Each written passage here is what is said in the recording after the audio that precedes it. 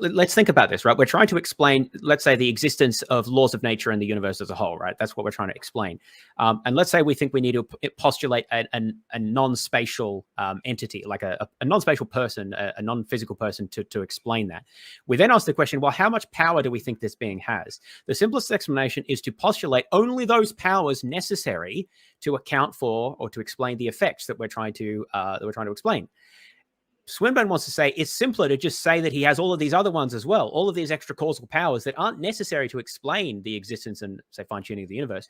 But it's simpler to add those in. Why? Well, because infinity is simpler than zero. But that's not an argument, right? Why is it simpler to add in these extra things that you don't need to explain the effect? I think it's completely inconsistent with Occam's razor, even the way that Swinburne described it. Because, again, it's not just a scalar that you're setting at a point. It's specifying, does he have this causal power?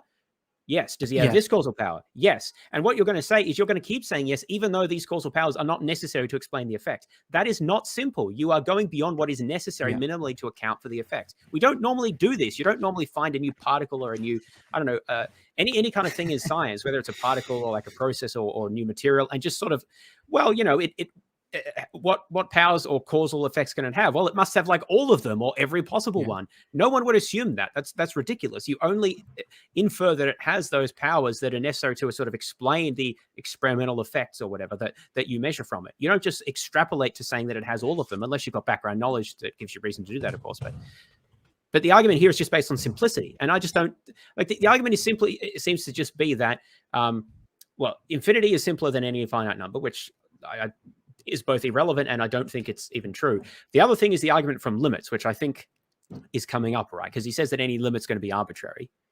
When does that come up? I think that comes soon. I actually can't remember it in this because I'm thinking more because I've got no, he definitely mentions it somewhere with Josh Rasmussen's things. Yeah, that's right. But I know I saw it here. Anyway, maybe it might be here somewhere.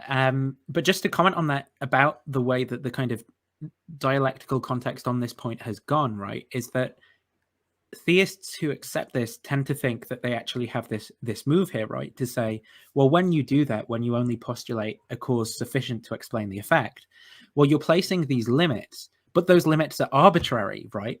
But arbitrary is just not what they are because they're motivated by explaining the effect. That's what motivates postulating those limits. So then they're anything but arbitrary, right? If I said it was what's sufficient to explain the effect plus 10, then that would be arbitrary because why am I including plus 10? Or if I said it was what's sufficient to explain the effect plus infinity, that would be arbitrary because why am I including the extra infinity?